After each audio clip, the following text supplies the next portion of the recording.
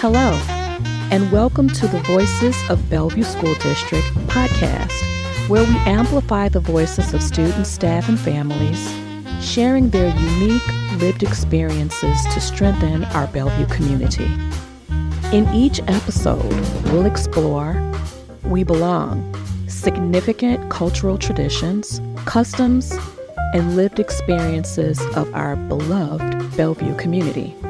We learn academic programs and innovative initiatives, along with the staff and students behind them. We lead discussions with leaders in our community on topics that drive innovation in education. Hi, everybody. I'm Janine Thorne, and I am joined here today with staff from Evergreen Transition Program. And Jen, I'm going to have everybody introduce themselves. So to my left is Jen Strehle. Yeah, I'm Jen Strehle, the Evergreen Transition Program Coordinator here at ETP. And my name is Leia Steffas. I am a teacher here at ETP. Hi, my name is Elise, and I'm a student at ETP. Awesome. Very good. Jen, I haven't been here since the construction, and it's a beautiful building. We sit right off of Bell Red Road, and we can look out the window, and I can see even Highland from the window. But tell me how you are enjoying the new building. We love the new building. It's everything we asked for and more. The lights were a surprise that the architect just kind of added for a fun effect, but the building really meets our needs and lends itself to a lot of cross-program collaboration, especially with it being in this kind of square shape with this center that's just a great meeting space for all the students to come together for social activities. Elise, what do you think about the building? I actually like the layout of the building. The old building, we were more cramped on space, and it was a bit harder to host events in big groups indoors. And we didn't have as much space. In the old building. I was here the last year. I arrived in transition program the last year that we were in the old building. Yeah. So this is a big, better space, and you're enjoying it. I'm glad about that. Yeah, now the dedicated kitchen with multiple ovens or kitchens, multiple stations, multiple ovens. Oh, very good. What do you like to eat out of that kitchen? We've actually made things. What have you made? One of the things we made this year was, I think, among these common cookies, pancakes, etc. Those are things that have been made by various classes. It's a lot of sweet things made. Do you want to share why the past month all of our recipes have had bananas in them? And the reason why the past month all the recipes have bananas in them was because they were actually leftovers from the Valentine's party, and we froze them. Mm-hmm. Oh, that's cool. Any leftovers, send my way. I love leftovers, and especially bananas. Jen, in a nutshell, tell us what ETP is and what it means. Sure. ETP is a program that students attend after high school if they need a little more time working on their postsecondary goals in the areas of education, training, employment, and independent living. Essentially, we're a bridge between high school and adulthood, and we just work on a lot of different community-based instruction for students who are interested either in employment, going to college, or just right into social recreational skills. And it's just a great kind of gap program before students really head on into adulthood to figure out where they're going and what they need to live their adult lives. Leah, tell us a little bit about what the program means to you. I really like in the program that it's student driven. So for example, we take students' feedback and what their future goals are, and then we try and make that happen. It's also an area of need in our community that we need to help grow, which is something I'm learning at my first year in the program. A lot of our students have careers and goals, but we don't have those job site trainings. So it's really important for us as teachers here to reach out to community partners and share the value of our students coming there and having those vocational training skills. So somewhere I'm really excited that we just signed an agreement with was the Seattle Humane Shelter. And so many of our students love animals. And if you think of that job, all the different skills, right? Dog walking, dog grooming, animal care, Rover, I'm thinking of, because that's what I do on the side. There's so many opportunities within that one community job site. So it's making what our students want for themselves come to fruition. So it's very just functional and appropriate and meaningful, which I think is what I love so much about this program. I love that. Elise, do you like animals? Yes, I do. It's just that I was assigned. Not assigned to that job already. My job assignments were already finalized by the time the Humane Society became an option. Mm-hmm. Do you want to share what your jobs are? I think the job sites at Transitions currently are Hope Link, Evergreen, and Overlake. And so do you want to share, what is Hope Link? Hope Link is actually a food bank. Mm-hmm. And Evergreen is actually a cafe run by the program itself, and Overlake specifically the cafeteria in the cafeteria. So working at the hospital. So you have a wide variety of jobs. and outside of the transition program, I work at Silver Glen. I'll touch more on that a bit later. So you're working at Silver Glen. Are you also doing Evergreen and the other program too? The Silver Glen job is outside of transition program, but it's after I finished transition program. It's After in the hours. afternoon, 4 to 7 p.m. because it's the dinner service with serving to the senior. And what's the main difference? Can you share with everybody? So that's not tied to Evergreen Transition Program, and what's It's a really paid. Yep, it's a paid job It's that a you paid get. job, I did, however, find out about it through transition program though. And That's pretty Elise, cool. do you have a job coach for that, or are you independent?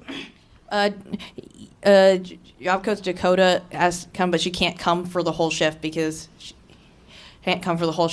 of how late it is, 4 to 7 p.m. As I mentioned earlier.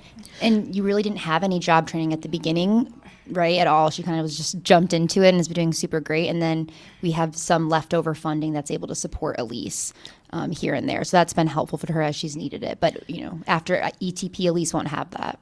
Okay. Does everybody have job coaches? Not necessarily. We have students who get job coaches who are in their last year or two if they're part of what is called the King County School to Work program.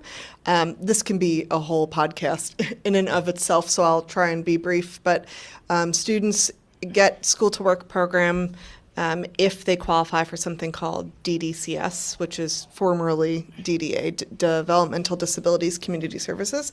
So basically, students who qualify for that based on their adaptive score get access to job coaching from our employment vendor called the At Work Agency.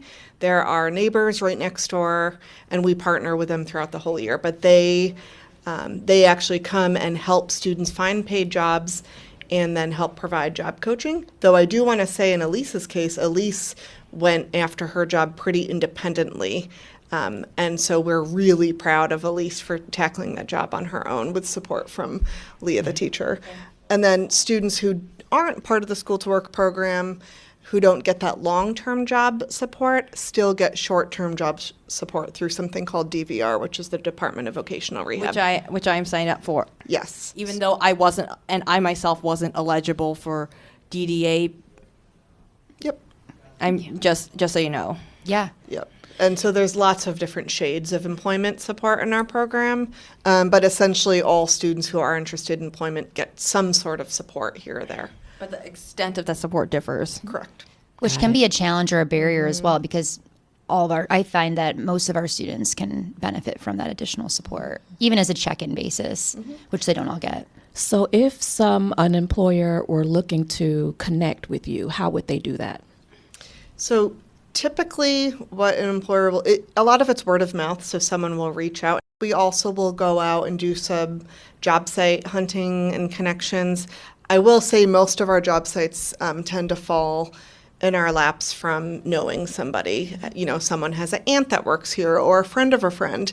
It is really hard to get businesses on board to partner with us, unfortunately. But once they do, they realize that they are just have some of the most amazing student workers, because more than anything, our students are super reliable, dedicated, really hardworking. And so I'm not sure what the barrier is with job sites. I think part of it's just maybe community partners are nervous to try something new, or just, not sure if it's going to be too much work on them, or maybe we've had some businesses that are nervous about liability. We also have had a job site, a couple that see it as, oh, that's exploitation. We only hire when they're not understanding, well, actually, no, allowing our young adults to volunteer helps them learn so much. It's not that different than high school students doing community service. And the people who choose to partner with us, we've had for years because they do see that it's such an amazing working relationship, like Overlake Hospital, Jubilee Reach, HopeLink Food Bank. We have such an amazing partnership. And I want to explore the benefits, because that just would make the program even more robust to have new people and new employers come on. So let's talk about some of those benefits. What are the benefits to having our students partner and work for companies?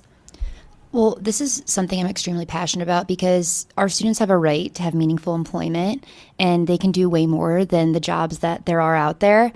If we're not offering those jobs and encouraging these businesses to at least provide the opportunity, I mean, the benefit of our program is we're coming there for free, and we're doing meaningful work. We don't want tasks that are busy work. We don't want things that are easy. We want tasks that help you and make the job easier for you. And that's something I go into meetings with business partners or community partners. And I'm like, this is also about helping you. Like, we're here, we have staff to support our students. If it's a harder skill, like we actually prefer a different level, because we have students who can do all different skill levels. But it is their right to have competitive pay and to have jobs that they're interested in, not just a limited field, which I think is something we all need to still work for and advocate for. Elise, tell us a little bit about the job you are doing now. My roles are actually start work by setting up the tables, and I deliver meals to residents who order carry out. Sometimes it's because they order extra food. Otherwise, it's because they don't want to or can't go to the dining room. I think from what I've heard, that's just my guess based on what I've heard. Those are just only two reasons I was told. And what do you do after you're done delivering? Once each in the dining room, and afterwards I go back to the dining room, and once each table arrives, I serve them bread. I wait until the whole tables arrive, and then I take the appetizer and dessert orders for the people eating at the tables that I'm serving, and then collect dirty dishes once they are done with them. And then after all of the tables have left, we take the dishes into the kitchen, the last of the dishes in the kitchen, and then toss any trash that we had to dispose of during the dinner service. The reason why I don't have to ask the residents what entrees they want is because they actually choose their entrees ahead of time. That's a great service that you're providing. Thank you for that. You're welcome. Yes. What could one do to learn more about the program? I love the idea of people coming and having tours and seeing it in action, or better yet, actually seeing our students in the community doing these job sites, because it just shows all the skills that they're able to do. But I mean, our website also has a ton of information. I think coming here and seeing the building is also just a different experience. You actually see it in person. You see all the our huge kitchen that Elise mentioned, which is amazing. But then just hearing about all of our job sites. Elise also is going to be starting a college program in the fall, so that's really important. Yep, OLS. So I think it is a lot of information to go through, but once you see it here in person, you see all the different amazing accomplishments our students are reaching is also something nice to see. How would you feel, Elise, about people coming and seeing the program? I think it's a good feeling because that way more people are familiar with the program, more people who are eligible. Yeah, right on. Very good. How many partners do you have currently? You mean for job sites? For job sites. I want to say it's in the 20s. It's like right around 20, and we are always looking for new partners. Yep. And I do want to give a shout out to Claire, who owns the Belden Cafe. I found out about her because she sits on the board of Overlake. So her and I met because we also volunteer at Overlake. She reached out to me, which doesn't happen often, and said, I would love your students to come volunteer. And then she actually came on a tour to see our program because she genuinely wanted to learn more about our students so she could better serve them at the cafe. So, and I'm saying that because if any potential community partners or anyone listening has any friends or family or knows someone that they think would want to partner with us as a business, we are very open to partnering, and I love that Claire reached out to us and came for a tour to learn more. So who would they contact if they wanted to either do a tour and learn more about the facility and all of the programs here, or become a partner? Usually people start with me just because I'm the program coordinator. So my information is on the website. We have a brochure, but so they typically start with me. Sometimes it'll be a connection through a teacher. So we'll take any and all connections. Hey BSD community, we'll be right back after this short break. Throughout this episode, you've heard our ETP staff and students talk about the community partnerships that help enrich our programs. We want to recognize one of our latest partnerships, the Cross-Cultural Center Without Walls. This partnership between the City of Bellevue and BSD will bring community organizations, resources, and intercultural learning to our Welcome Center. Here, Bellevue City Council member, BSD parent, and ETP partner, Claire Seminaria, share why this partnership is important and how it helps create a sense of belonging in Bellevue. Today, our residents come from around the world, speaking more than 100 languages. The Bellevue City Council believes strongly that when people feel welcome, our entire community benefits. That belief is reflected in our city's vision and core values, which recognize that our diversity is one of our community's greatest strengths and assets. What do you want people to know about the Evergreen Transitions Program and the students and the staff who make up this community? What are the most important things that people should know? There's a lot of things. One of the big things I would say is that our young adult students bring so much to the table. Not only are we teaching them, but they're teaching a lot to us, to staff, to the community, about what it means to be an amazing hard worker and what it means to have social acceptance and giving everyone a chance. Like Leia said earlier, our students have the right to work. They have the right to go to college. They have the right to be a part of the community just like anyone else. And some of our students have the most amazing memories, amazing skills, and you will not find someone better that is really strict with routines and just shows up every day at their hour and with a smile on their face and just really a pleasure to be around. Mm-hmm. I also will say we've grown a lot. I've been working here for 14 years. We have really opened the door to the types of students we served. We didn't used to serve students like Elise because those kind of tweener students who were very academically inclined, schools maybe in the past didn't think that they would benefit from our program. Now we're starting to serve students who, on paper, are really good at taking tests and doing assignments, but then they're lacking some of that social organizational skills that a lot of us do. When did that change take place? That's a great question, Elise. Probably 7 or 8 years ago. It was some of the teachers at Newport High School said, hey, we have these amazing students who have so many skills, so many talents, but they still need a little bit of help with social or communication. So we really opened up the door, and now we serve a really wide variety of students. And so a lot of people don't know that. I'd also like to add something that, and you mentioned this, but I have learned so much from Elise. I think that's a really big part of our job too, is highlighting all the abilities of our students. Elise knows way more facts about anything than I do. Your geography, not my strong subject. You crush it. And she knows so many facts, like about history, definitions I'm just always learning from you. And my favorite story about Elise is how much compassion she showed me. And I tell it to everybody, but my dog had passed away in the fall, and Elise knew my dog was sick. So when I returned to school, she had asked me, how's Pippa doing? And I said, unfortunately, Pippa passed away yesterday. And at first, Elise was like, I'm so sorry, I didn't know. And I said, no worries. I actually really like talking about her. And, she meant so much to me, and I know you know that. And then Elise's follow-up to that was, what's your favorite memory with Pippa? And I was like, what a great question to ask anyone, not just when you lose a pet, but when you lose someone close to you.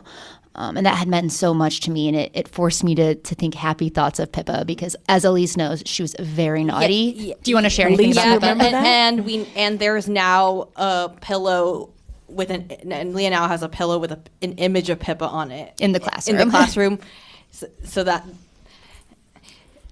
in the classroom.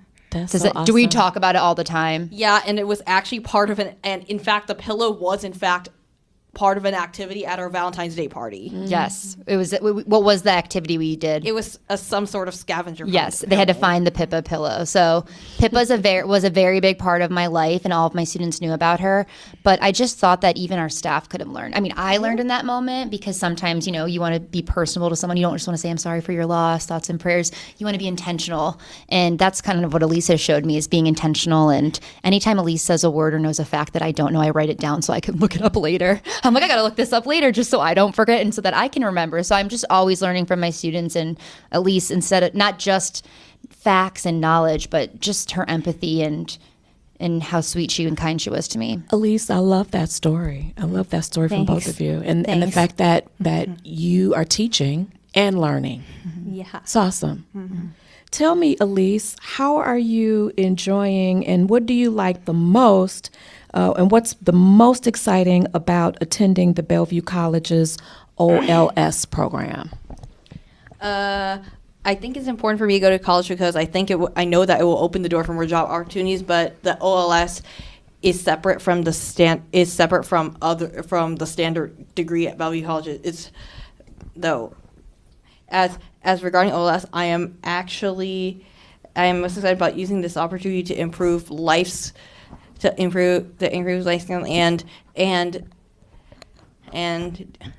have a definite decision on what I would like to do. I have some ideas, but it's not set in stone yet. I don't think it's set in stone yet. What are those ideas? Do you know? You want to tell us or no? No. Okay. No. You keep things short. That's fine. Keep it short. Yes. And OLS stands for, tell us. Occupational and life skills. Mm-hmm. Yes. And we actually also have, OLS is a 4-year program. We have, and Elise, you may not know them all, but we have students in every single year at OLS who have graduated. And some have come back to talk about life in college, which is really great. Yeah. So, Elise, tell us the things you've learned here that you've also been able to use at Silver Glen.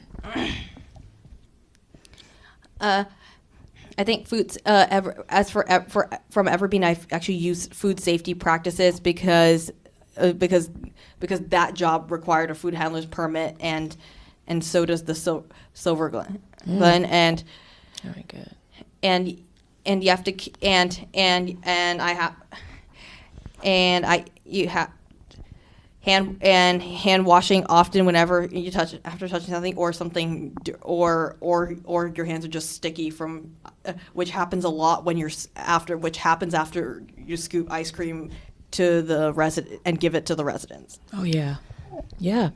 And so when we talk about the benefits to an employer, then we're talking about consistency, being able to follow the rules, showing up prepared and ready, assistance from a coach if needed. I mean, those are some of the things that an employer will get that, like to your point, Jen, that's just not academic on paper, but the real life skills and social skills that an employer will want from someone like you that's dedicated, that's going to be there and really do a good job and take it seriously, right? Okay, yeah.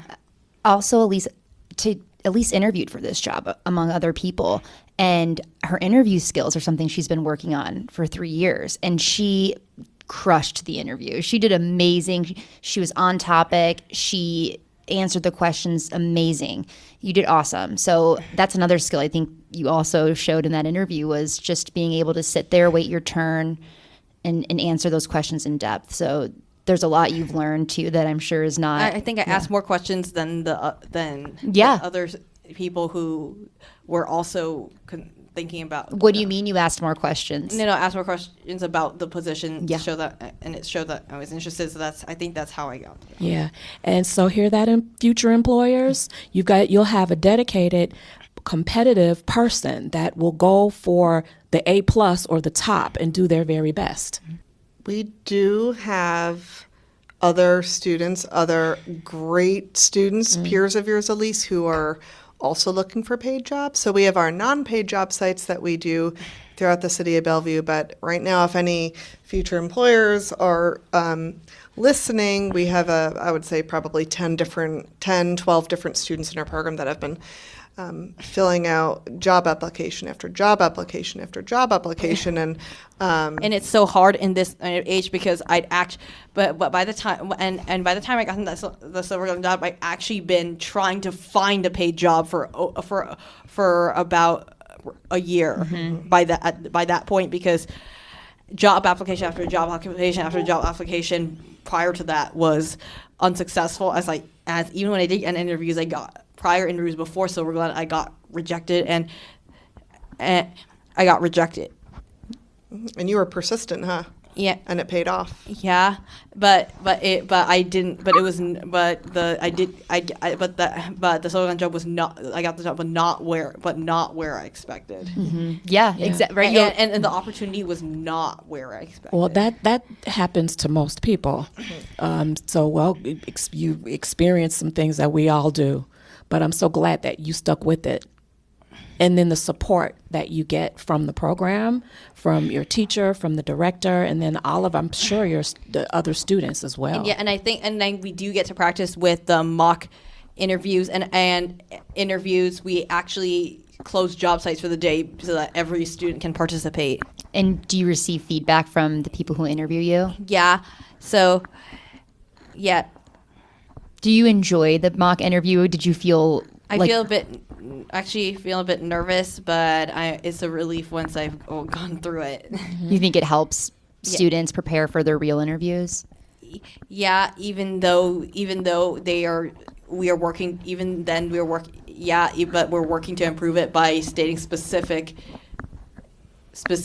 positions, because it previously was just general. Yeah. So for the mock interviews, are there any opportunities for the public or for a employer to be on those, or how do the mock interviews work? Are those for staff only, or? No, we would love more partners. So we typically hold them twice a year. We have a big event in the fall, and then in the spring too. Our next one is actually Wednesday, May 6th, I think is the date. And we hold them at the At Work Agency building, which is next door. And the interviewers right now tend to be either Bellevue School District Special Ed Leadership Administration. So a lot of our coaches and coordinators. We have in the past partnered with our own HR department, which has been really cool. And then we also partner with the Bellevue Rotary. And so they come and they love interviewing our students. But we are very happy to open it up to anyone else who is interested in interviewing. We would love business owners. I've never thought about that. That's a good one. That's a great idea. Oh, wow. It sounds like a great program. I have just enjoyed meeting you. And I would like to just give you the floor to say and sum up anything that we haven't. I mean, from possible mock interview, business partner, employer, or just knowing about the program and learning more about our students and our school district. What else would you say about ETP as we close and wrap? I realized I never answered the question about our staff and paraeducators. I got so excited talking about our awesome students. Our staff, our teachers, our service providers like our SLPs, which are speech language therapists, our occupational therapists, and our paraeducators, they are really, really dedicated. We often throw them in the most flexible situations like, hey, you're going on Metro with 3 students today, or you're going to go out to this job site and job coach. Or for example, you're going to blank. You're going to a different job site today because blank is out sick or on vacation. Exactly. So we have a lot of uncertainty that happens on a daily basis just due to life.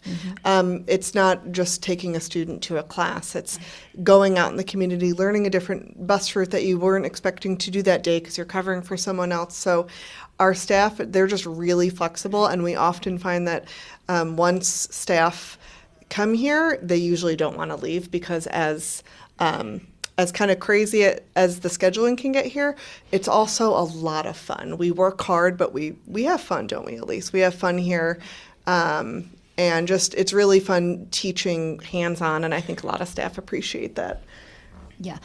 I would like to say that I think we hear a lot of push for inclusion nowadays, like way more than ever, and kind of we're all as educators, what does inclusion look like? What does it mean? And to me, inclusion is not just academic, primary, secondary, at school. It's also in the community.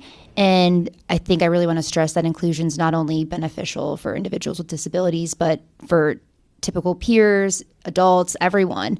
How we interact with people on the bus and the metro. Giving extra time for the individual in a wheelchair. Yeah,